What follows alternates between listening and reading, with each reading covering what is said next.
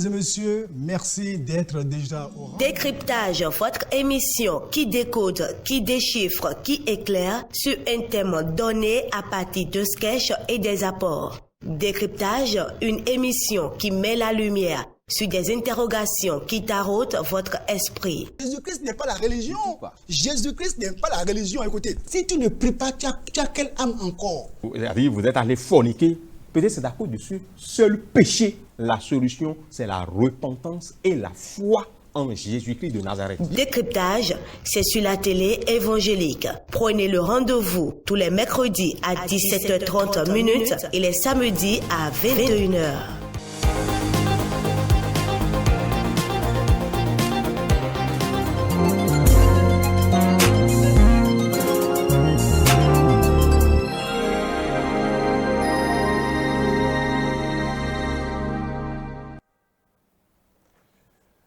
Bien-aimés dans le Seigneur, merci d'être déjà au rendez-vous pour votre émission Décryptage.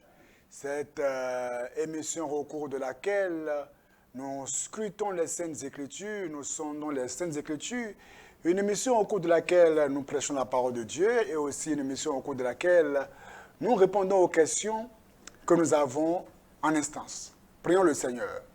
Éternel, notre Père et notre Dieu, nous voulons te remercier, nous prions, Père éternel, que tu nous parles. Et que par ton esprit, tu nous illumines au nom puissant de Jésus. Merci Seigneur Père éternel. Au nom de Jésus, nous avons prié. Amen. Bien-aimés dans le Seigneur, nous sommes ici pour répondre à quelques questions que nous avons devant nous. Et nous remercions le Seigneur pour toutes ces personnes qui, via WhatsApp, nous envoient des questions. Et si vous aussi, vous avez des questions à poser, envoyez-les nous au numéro qui est affiché à l'écran. C'est mon numéro. Vous pouvez m'écrire directement par ce numéro qui est affiché à l'écran. Alors, sans plus tarder, une question ici qui dit « L'entreprise dans laquelle je vis, le PDG me fait des avances.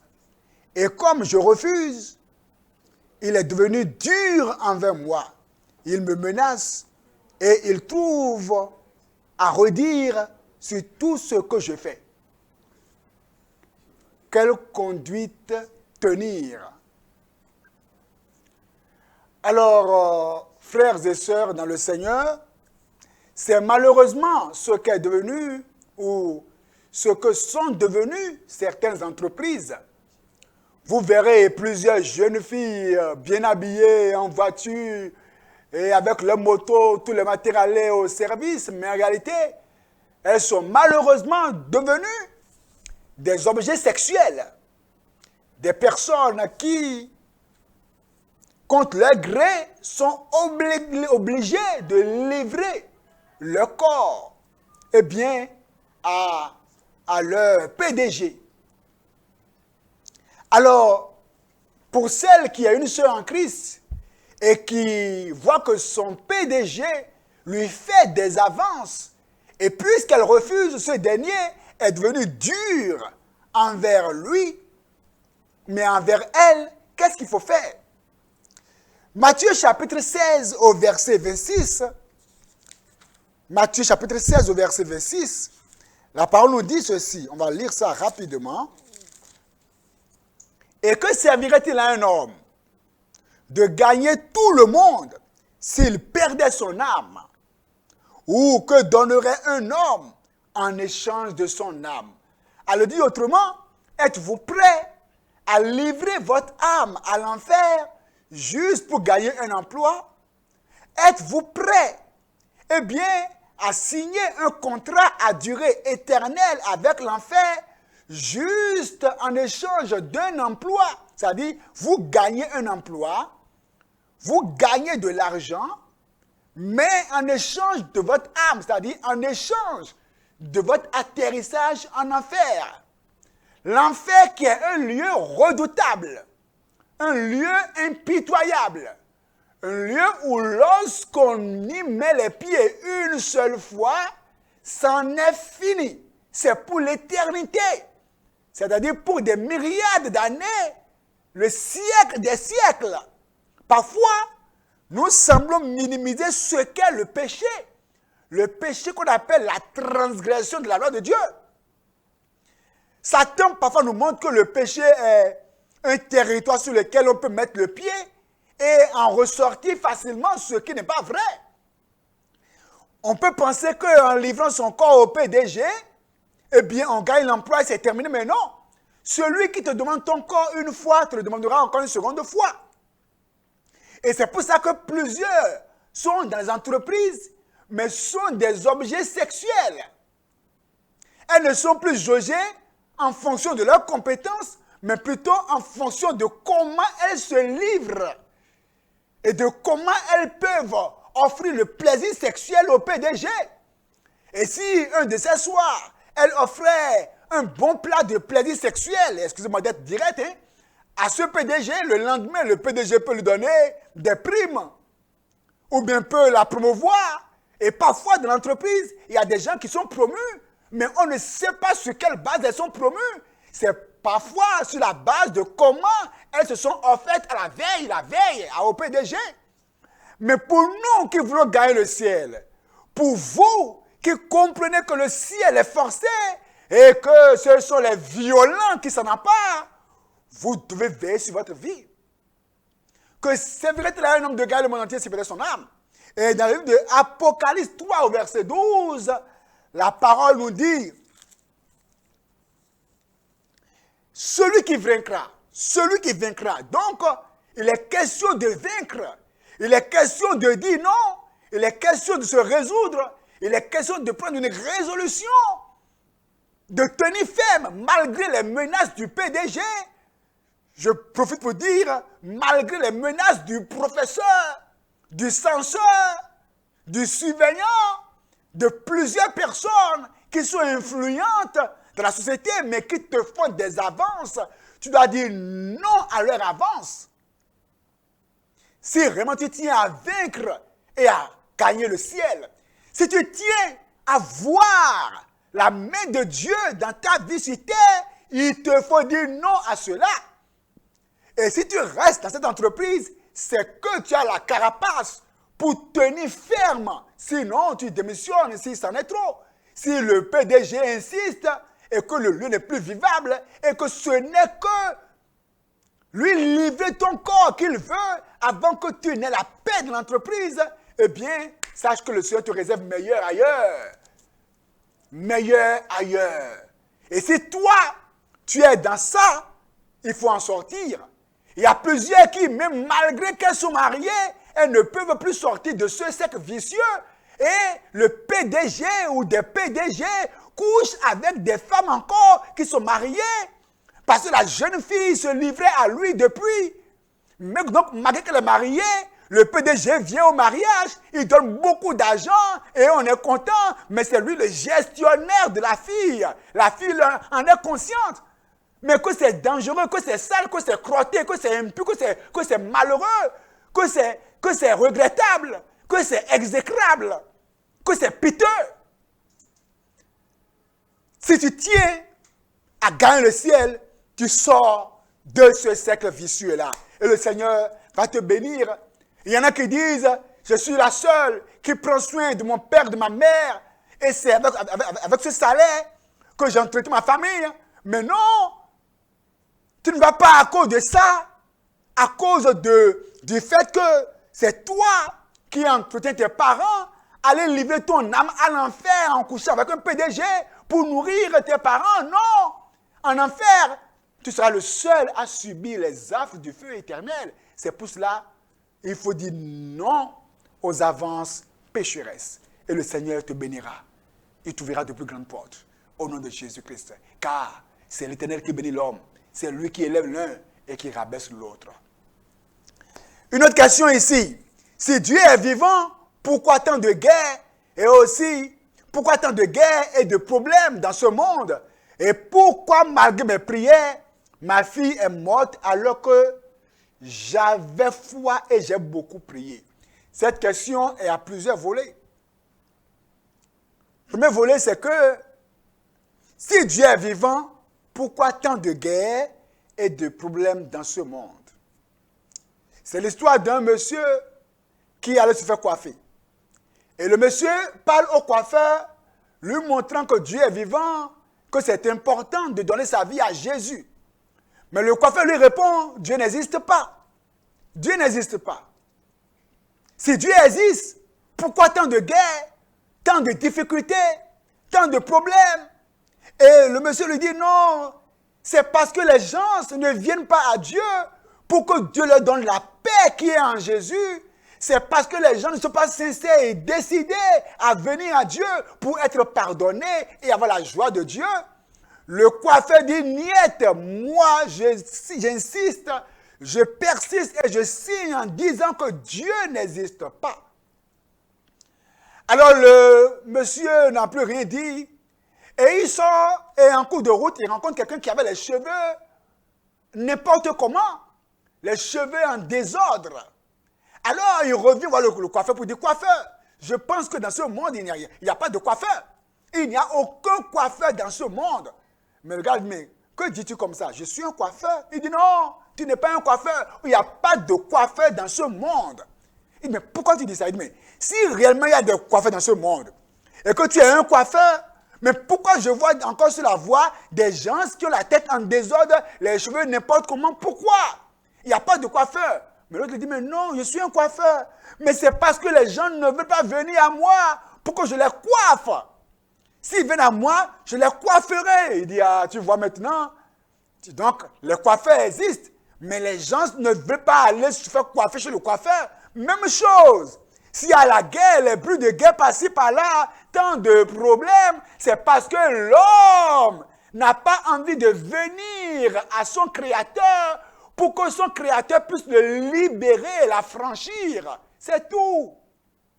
La parole n'a-t-elle pas dit que si le Fils vous affranchit, vous serez libre, pour dire que quand on rencontre Jésus, on est libéré de toute forme de culpabilité interne et les fardeaux du diable qui pesaient sur soi sont enlevés.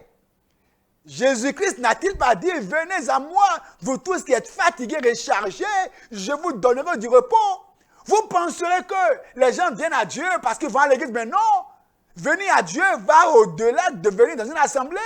Venir à Dieu, c'est rencontrer Jésus, lui donner son cœur, se repentir et faire la paix avec Dieu et avoir son nom inscrit au ciel. Les églises sont remplies des religieux et non de personnes qui se préparent pour le ciel. C'est pour ça qu'il y a tant de problèmes. Les gens ont préféré les sectes à Jésus. Les gens ont préféré les clubs secrets à Jésus. Les gens ont préféré adorer la création au du Créateur. Les gens ont préféré mettre leur foi dans des hommes comme eux, des hommes qui se disent Dieu. Que c'est dommage. Donc, si on vient à Dieu, on aura la paix et c'est de ça qu'il s'agit. Mais Christ a déjà prédit que les signes, avant qu'ils ne reviennent, il y aura les guerres, les bruits de guerre et c'est comme ça. Ça se passera pourvu que nous on se prépare pour aller au ciel. Pourquoi malgré mes prières, ma fille est-elle morte alors que j'avais foi en Dieu? Ça c'est une question. Mais pourquoi Jésus-Christ est allé sur la croix malgré ses cris? Malgré ses pleurs, il est mort. Parce que c'était écrit. Il y a des choses qui sont écrites. Il y a des choses qui échappent à notre compréhension. Des choses qui échappent à notre connaissance. Et quand nous sommes enfants de Dieu et nous obéissons réellement à Dieu, rien ne peut se passer sans que Dieu n'ait mis son cachet. Et Dieu a toujours sur nous un plan merveilleux. C'est de ça qu'il s'agit.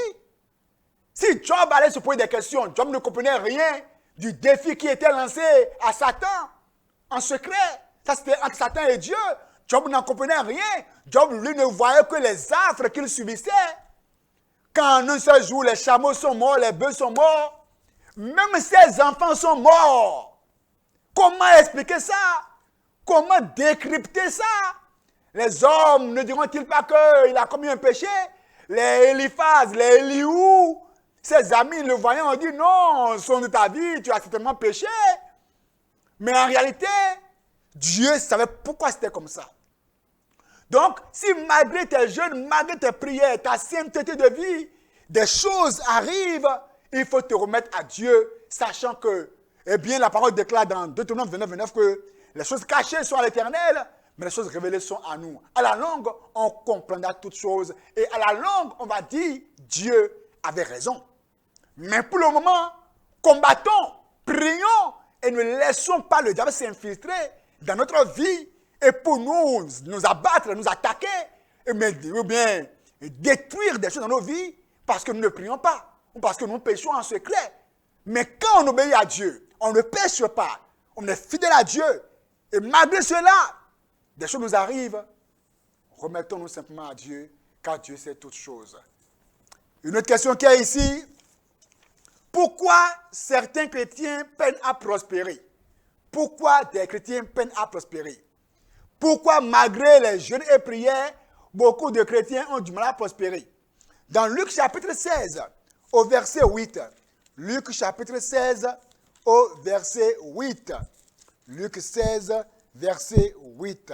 Je lis. Le maître loua l'économe infidèle de ce qu'il avait agi prudemment. Car les enfants de ce siècle sont plus prudents à l'égard de leurs semblables que ne le sont les enfants de lumière. Malheureusement, dans nos assemblées, il y a beaucoup qui vivent la précarité, beaucoup qui végètent dans la misère. Une misère qui ne dit pas son nom, c'est avec chagrin de cœur qu'on le dit. Il y a plusieurs qui vivent des difficultés sans nombre. Parfois, nous pensons que c'est à cause des sorciers, mais si nous venons pour sonder, scruter cette affaire, parfois, les chrétiens eux-mêmes en sont pour quelque chose. Donc, pour dire que si réellement je mets à part que tu obéis à Dieu déjà, tu médites la parole de Dieu, très important, si on veut prospérer. Si je suppose que tu pries correctement et tu cherches la face de Dieu, bref, que tu as une relation correcte avec le Seigneur, et que malgré ça, tu vis des difficultés sans nombre, des blocages, la misère, le manquement accru, atroce. Parfois, il y a plusieurs qui prient mais qui sont des paresseux. Il y en a qui sont des prieurs mais des paresseux. Des gens qui sont fatigués à tout bout de champ. Des gens qui ne peuvent pas aller très loin dans le travail. Ils sont paresseux. Il y a d'autres, c'est la procrastination des chrétiens qui malheureusement remettent à demain ce qu'on peut faire aujourd'hui. Il y a des païens qui sont diligents, habiles. La parole déclare, si tu vois un homme qui est habile dans son ouvrage, il ne s'assoit pas auprès des gens obscurs. Mais quand tu es un gars, un chrétien qui procrastine, et au lieu de saisir les opportunités, tu es là en train de jeûner, prier, on ferme la porte, on jeûne, on prie, on jeûne, on prie, pendant que d'autres sont dehors, déposant le CV par-ci, par-là, et que toi tu es seulement un prieur, un jeûneur, c'est dangereux. Donc, la procrastination, qui est une chose dangereuse, il y a aussi le fait de ne pas saisir les opportunités.